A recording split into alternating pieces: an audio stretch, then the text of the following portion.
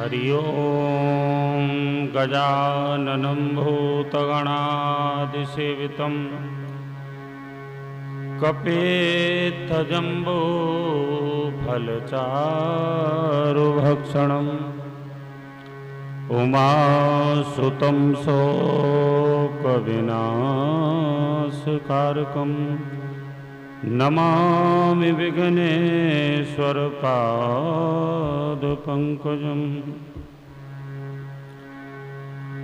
या कुन्देन्दुतुषारहारधवला शुभ्रवस्त्रावृता या वीणां वरदण्डमण्डितकरा या श्वेतपद्मासना या ब्रह्माच्युतशङ्करप्रभृतिभिर्देवैः सदा वन्दितां सा मां पातु सरस्वतीं भगवती निःशेषजाड्यापहा।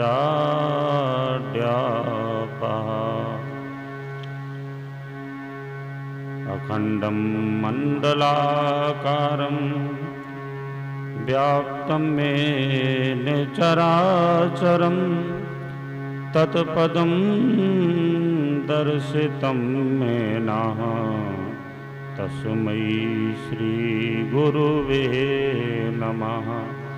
तस्मै श्रीगुरुवे नमः। रामाय रामभद्राय रामचन्द्राय वेदसे रघुनाथाय नाथाय सीताया पतये नमः। रामं रामानुजं सीतां भरतं भरतानुजं सुग्रीवं वायुसूनुं च प्रणमामि पुनः पुनः। वेदवेद्ये परे पुंसिं जाते दशरथात्मजे वेदाः प्राचेत सादासीत् साक्षात् रामायणात्मना।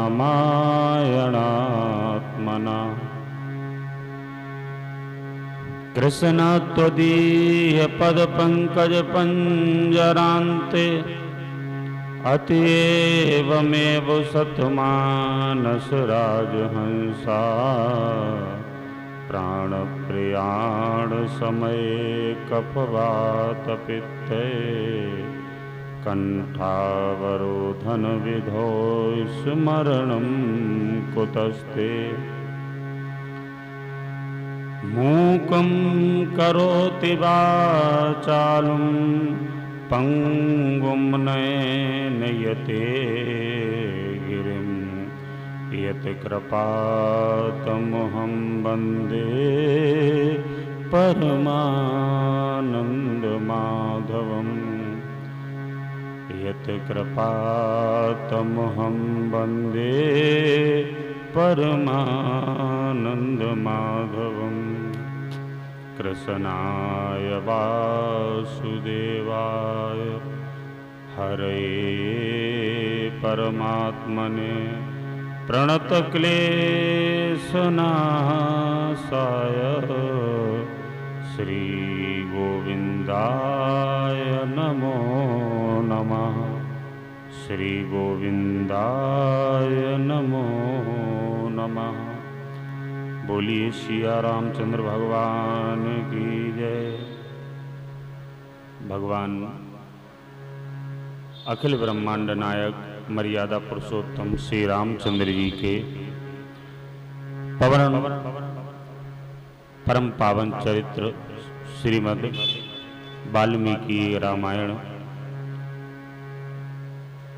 नित्य पाठ में आप सभी सनातन प्रेमियों, विप्रबंधुओं, जो भी भक्तगण श्रवण कर रहे हैं,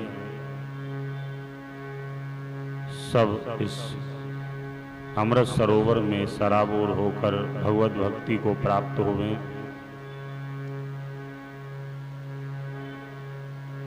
भगवान मर्यादा पुरुषोत्तम श्री रामचंद्र जी अपने जीवन काल की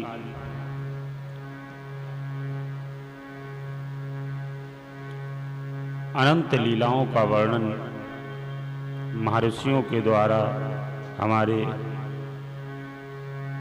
वेदादि शास्त्रों में वर्णन किया है, जिनके मूल पाठ से हमारी संस्कृति पुनर्जीवित होती है और मूल पाठ का ही महत्व सनातन संस्कृति में विशेष होता है। भगवत भक्ति के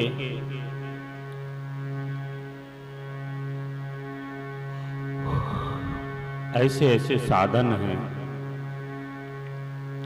कोई नहीं पता कब किसके लिए भगवान कहाँ पर दर्शन दें, कब किसके जीवन में भगवान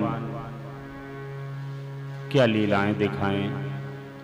भगवान की लीलाएं अद्भुत हैं। वो अजन्मा हैं, ना जन्म है, ना आयु है, ना मृत्यु है।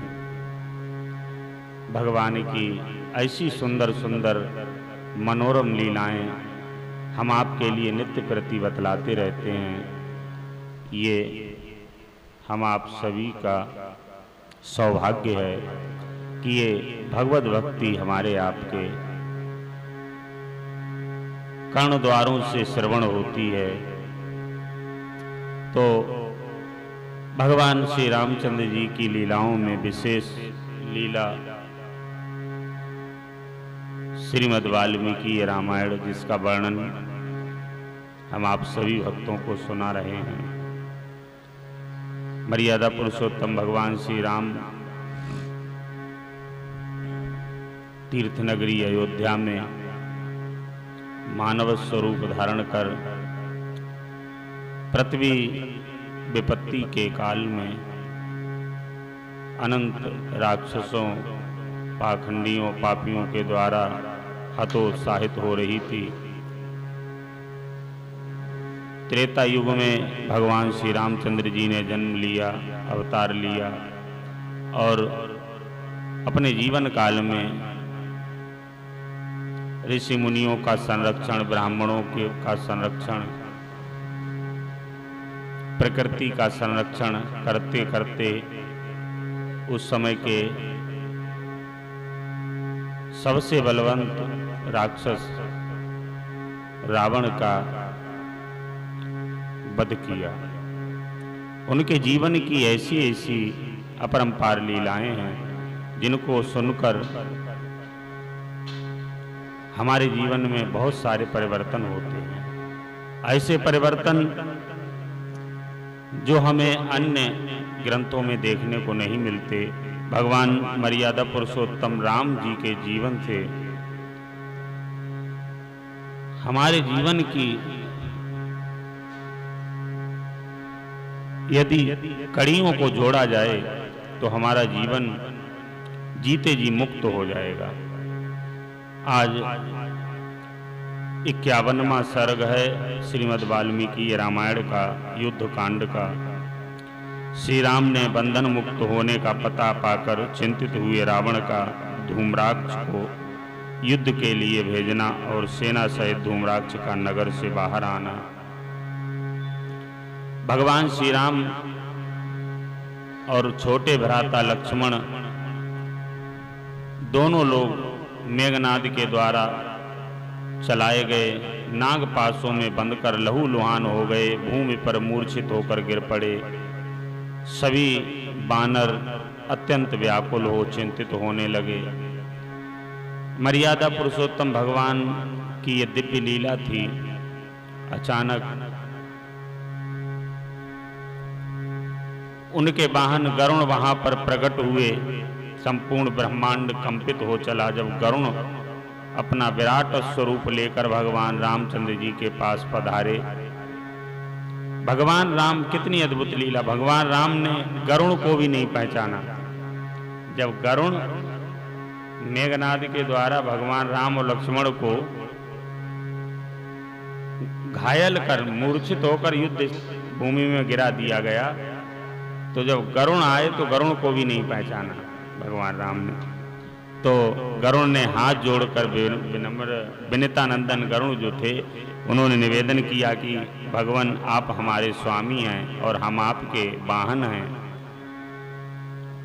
हम आपको, क्योंकि हमारी शत्रुता सर्पों से है, गरुण और सर्पों का बैर होता है, तो बोले हमारी शत्रुता सर्पों से है और हम आपके आपका ये जो बंधन है इसे अभी मुक्त किए दे रहे हैं। तो जो भी नागपाश सर्पों के बाण लगे हुए थे, जैसे ही गरुण को देखा वो सब बाण अपने आप निकल कर भाग गए वहां से। भगवान राम लक्ष्मण उस मेघनाद की माया से मुक्त हो गए। ये भगवद गीता। तो जब भगवान राम और लक्ष्मण वहां मुक्त हो गए, बड़ी सुंदर कथा है। उसके बाद श्री राम ने जब बंधन मुक्त हुए तब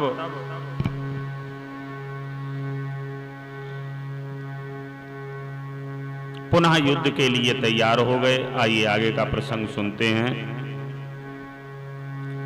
तेषां तु तुमुलं शब्दं वानराणां महोजसां नर्दतां राक्षसैः सार्धं तदा शुश्राव रावणा। उस समय विभीषण गर्जना करते हुए महाबली वानरों का वह तुमुलनाद राक्षसों सहित रावण ने जब सुना, तो मंत्रियों के बीच में बैठे हुए रावण ने जब ये वह स्निग्ध गंभीर घोष वह उच्च स्वर से किया हुआ सिंहनाद सुना, तब वह इस प्रकार बोला। रावण ने जब देखा कि अरे ये बानर ये तो बहुत तेज तेज चीख रहे हैं, सिंहनाद कर रहे हैं, इसका मतलब है कि भगवान राम की सेना में कोई न कोई ऐसा परिवर्तन हुआ है जिससे इन बानरों का उत्साह बढ़ गया। तब भगवान श्री राम के इस कोलाहल को देखकर राक्षस राज रावण को चिंता होने लगी। अपने मंत्रियों के साथ बैठा हुआ था, उसने तुरंत ही कहा, क्या कहा कि यथा सौ संप्रहष्टानां वानराणाम् उपस्थितः बहूनां सुमहान् नादो मेघानामिव गर्जताम्। कि इस समय गर्जते हुए मेघों के समान जो अधिक हर्ष में भरे हुए बहुसंख्यक वानरों का ये महान कोलाहल प्रकट हो रहा है, इससे स्पष्ट जान पड़ता है कि इन सबको बड़ा भारी हर्ष प्राप्त हुआ है। रावण कहता है कि अब ये स्पष्ट हो रहा है कि इन्हें कोई बहुत बड़ा हर्ष प्राप्त हुआ है, बहुत बड़ी सुख संतप्ति प्राप्त हुई है। इसमें संशय नहीं है, तभी इस तरह बारंबार की गई गर्जनाओं से ये खारे पानी का समुद्र विक्षुब्ध हो रहा है। तौ तु बद्धौ शरैस्तीक्ष्णैर्भ्रातरौ राम लक्ष्मणौ अयं चाशु महान् नादः शंकां जनयतीव मे। और परंतु वे दोनों भाई श्री राम और लक्ष्मण तो तीखे बाणों से बंधे हुए हैं, इधर ये महान हर्षनाद भी हो रहा है जो मेरे मन में शंका सी उत्पन्न कर रहा है कि जब दोनों भाई मेघनाद के द्वारा सर्पों के बाणों से बंधे पड़े हैं, तो हमें शंका हो रही है कि ये हो क्या रहा है पृथ्वी पर, ये कोलाहल क्यों, ये इतना हर्षनाद क्यों हो रहा है। एवं च वचनं चोक्त्वा मंत्रिणो राक्षसेश्वरा उवाच नैरतांस्तत्र समीप परिवर्तिना। मंत्रियों से ऐसा कहकर राक्षस राज रावण ने अपने पास ही खड़े हुए राक्षसों से कहा, क्या कहा कि ज्ञायता तूर्णमेतेषां सर्वेषां च वनौकसां शोक काले समुत्पन्ने हर्ष कारणमुत्थितम्। कि तुम लोग शीघ्र ही जाकर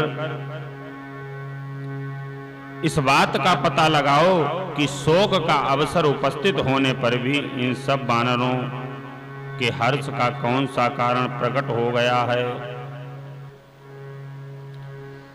तो मंत्रियों से ऐसा कहकर राक्षस राज रावण ने अपने पास ही खड़े हुए राक्षसों से कहा, क्या कहा कि ज्ञायताम तोणमेतेषां सर्वेषां च वनौकसां शोक काले समुत्पन्ने हर्ष कारणमुपस्थिताम्।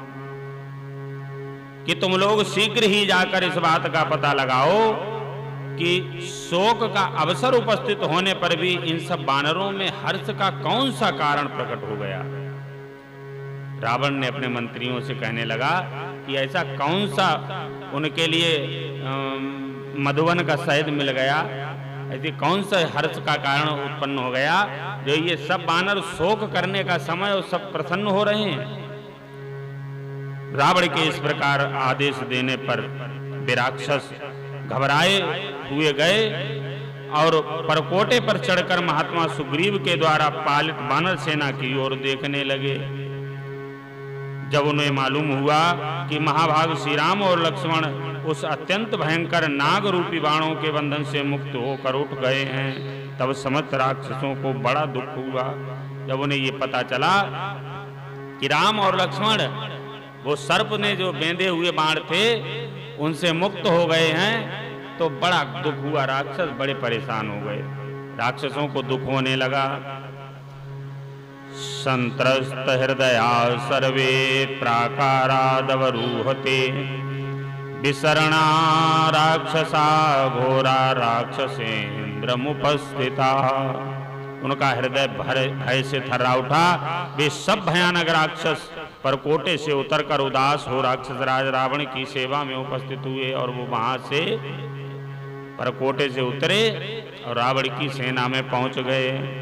तद प्रियम दीन मुखा रावणस्य च राक्षसा कृतस्नम निवेदयामासुरि यथावद वाक्य को विदा। ये बातचीत की कला में कुशल थे, उनके मुख पर दीनता छा रही थी। उन निशाचरों ने वह सारा अप्रिय समाचार रावण को यथावत रूप से सुना दिया। उन्होंने सुना दिया कि भगवान राम और लक्ष्मण पुनर्जीवित हो गए हैं। वे बोले कि महाराज, कुमार इंद्रजित ने जिन राम और लक्ष्मण दोनों भाइयों को युद्ध स्थल में नाग रूपी बाणों के बंधन में बांधकर हाथ हिलाने में भी असमर्थ कर दिया था, वे गजराज के समान पराक्रमी दोनों वीर जैसे हाथी रस्से को तोड़कर स्वतंत्र हो जाएं, उसी तरह बाण बंधन से मुक्त हो समरांगण में खड़े दिखाई दे रहे हैं। जब ये समाचार रावण ने सुना तो वह मन ही मन सोचने लगा।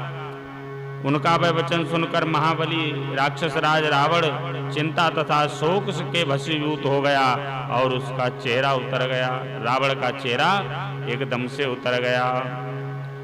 वह मन ही मन सोचने लगा कि जो विषधर सांपों के समान भयंकर वरदान में प्राप्त हुए और अमोघ थे तथा जिनका तेज सूर्य के समान था, उन्हीं के द्वारा युद्ध स्थल में इंद्रजित ने जिन्हें बांध दिया था, वे मेरे दोनों शत्रु यदि उस अस्त्र बंधन में पड़कर भी उससे छूट गए, तब तो अब मैं अपनी सारी सेना को संशयापन्न ही देखता हूँ कि अब हमें भरोसा नहीं है कि हम इनसे युद्ध जीत पाएं। निष्फलाः खलु संवृत्ताः शरीरः पावक तेजसः आदत्तं यस्तु संग्रामे रिपूणां जीवितं मम।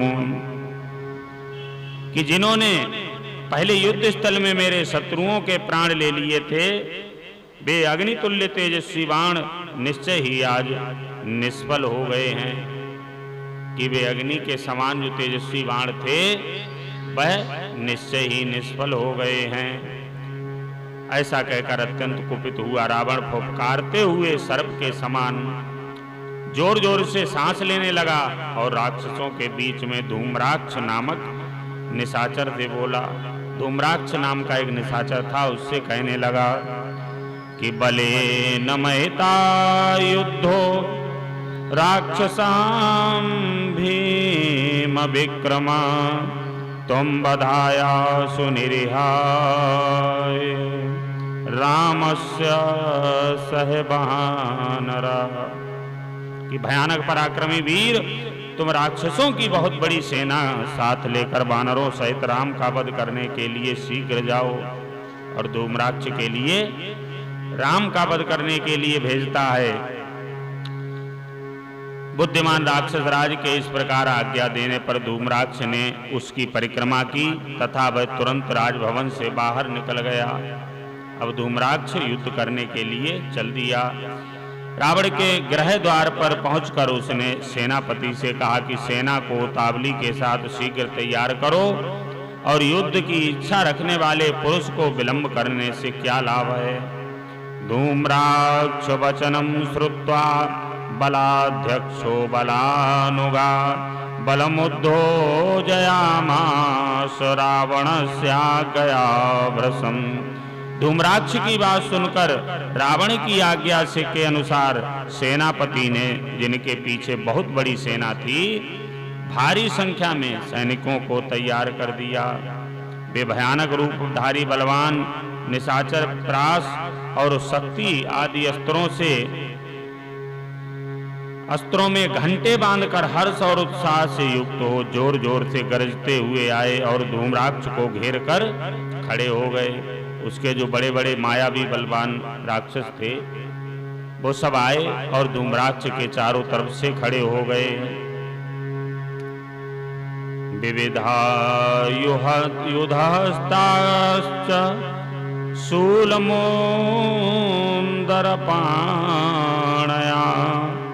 गधाभिः पट्टिशैर्दण्डैर् यशैर्मुसलैरपि। उनके हाथों में नाना प्रकार के अस्त्र शस्त्र थे।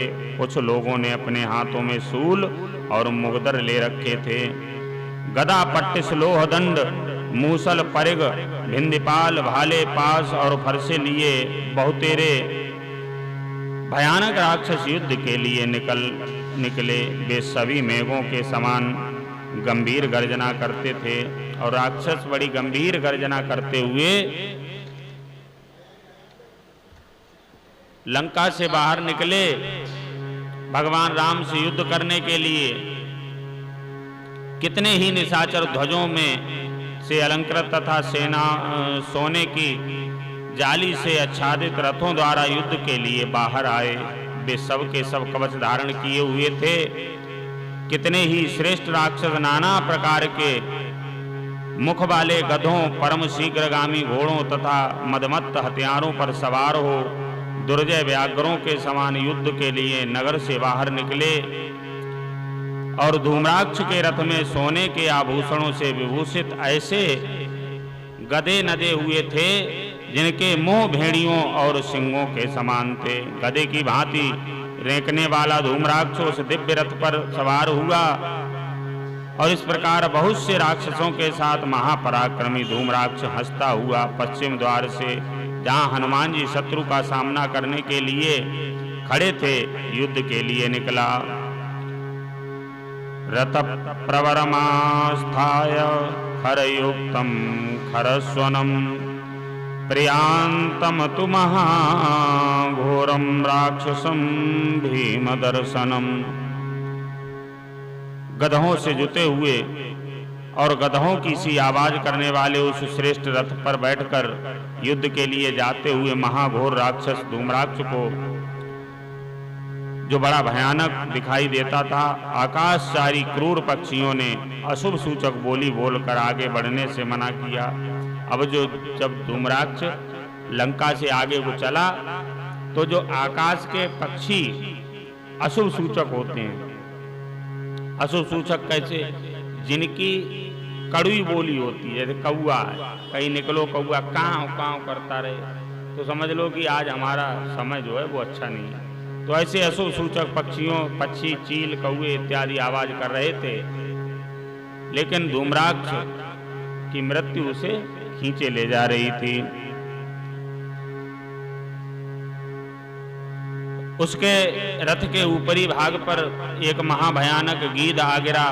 ध्वज के अग्रभाग पर बहुत से मुर्दाखोर पक्षी परस्पर गूंथे हुए से गिर पड़े। उसी समय एक बहुत बड़ा श्वेत कबंध धड़ खून से लथपथ होकर पृथ्वी पर गिरा। विश्वरम चोत सृजन्ना दान धूम्राक्ष निपातिता बबर सरुदिरम देवाः संचचाल चमेदिनी। ये कबंध बड़े जोर जोर से चीत्कार करता हुआ धूम्राक्ष के पास ही गिरा था। बादल रक्त की वर्षा करने लगे और पृथ्वी डोलने लगी। पृथ्वी जो थी वो डगमगाने लगी। प्रतिलोमम बभौ वायुर निर्घात समस्निस्विनाः तिमिरौघाव्रतास्तत्र दिशासन चकाशिरे। और वायु प्रतिकूल दिशा की ओर बहने लगी। उसमें वज्रपात के समान गड़गड़ाहट पैदा होती थी। संपूर्ण दिशाएं अंधकार से आच्छन्न हो जाने के कारण प्रकाशित नहीं होती थीं और राक्षसों के लिए भय देने वाले वहां प्रकट हुए उन भयंकर उत्पातों को देखकर धूम्राक्ष व्यथित हो उठा और उसके आगे चलने वाले सभी राक्षस अचेत से हो गए। सब के सब राक्षस विफल होने लगे। इस समय इस प्रकार बहुसंख्यक निशाचरों से घिरे हुए और युद्ध के लिए उत्सुक रहने वाले महाभयंकर बलवान राक्षस धूम्राक्ष ने नगर से बाहर निकलकर श्री रामचंद्र जी के बाहुबल से सुरक्षित एवं प्रलयकालिक समुद्र के समान विशाल वानरी सेना को देखा। बोलिए राजा रामचंद्र भगवान की जय।